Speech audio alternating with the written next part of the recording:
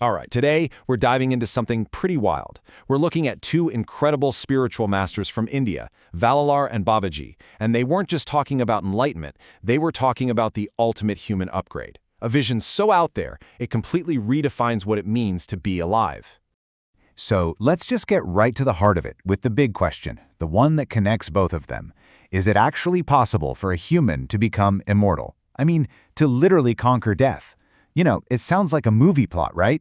But for Vallalar and Babaji, this wasn't fantasy. They believed it was humanity's true destiny. Okay, so let's meet our two main players. On one hand, you've got Valar. He's the historical saint, a real social reformer you can place in a specific time. And then you've got Babaji. He's the timeless master, this mysterious hidden yogi who's supposedly been around for centuries, guiding humanity from the shadows. So you can already see we've got two totally different approaches, but they're both aiming for the same, frankly incredible goal. All right, first up, let's talk about how these two figures relate to history itself, because, wow, they couldn't be more different. One is grounded in a specific time and place, while the other, well, he seems to exist outside of time altogether. Okay, and this timeline really just puts it all into perspective, doesn't it? The contrast is just staggering. Look at Vallalar. We can see his life right there, documented in the 19th century. He was born in 1823 and he disappeared in 1874, a 51-year span. But then look at Babaji. The story says his existence began way back in 203 AD and that he's still going. I mean, we're talking about a historical person versus someone who's completely beyond history.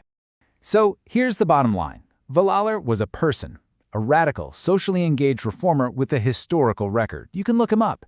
Babaji, though, he's described as something else entirely, a Mahasiddha, and that basically means a great perfected being, someone who's totally liberated from history, from time, and even from death. It's a whole different category of existence. And, this fundamental difference changes how they teach. Think of it like this. Vallalar's authority was based on his own direct mystical experiences. He basically said, look, you don't need to just read old books. You can find the truth yourself through compassion and purity. But Babaji's approach?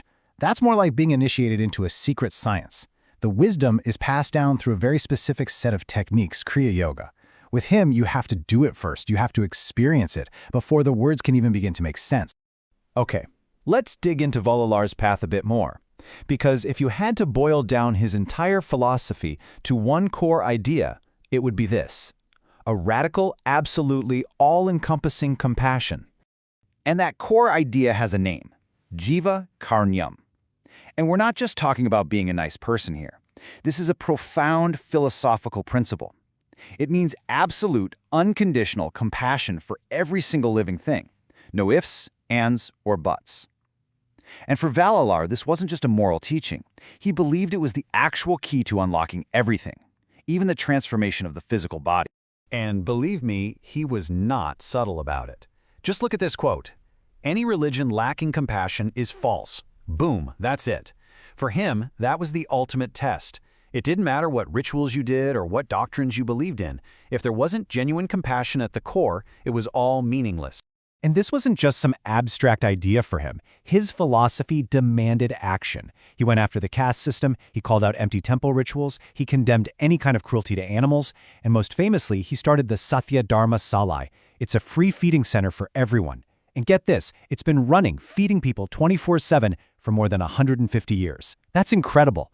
For Vallalar, spirituality wasn't something you just thought about, it was something you did.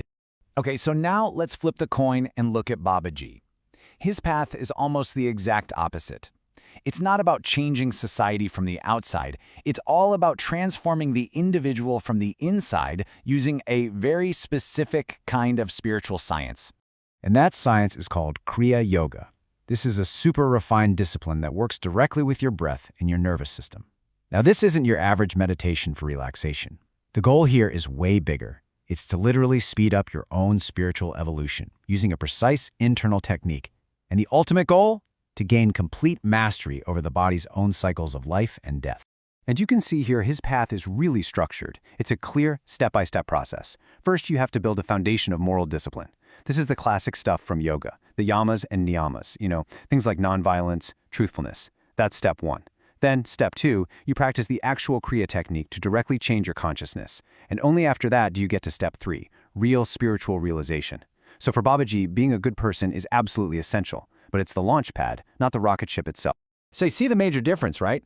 Babaji's focus is all about the inner work. The philosophy is that if you can totally transform your own consciousness, then good ethical behavior and ultimately a better world will just naturally happen as a result. It's a completely different focus from Vallalar's social activism. Okay, so we've got the path of the heart with Vallalar and the path of technique with Babaji.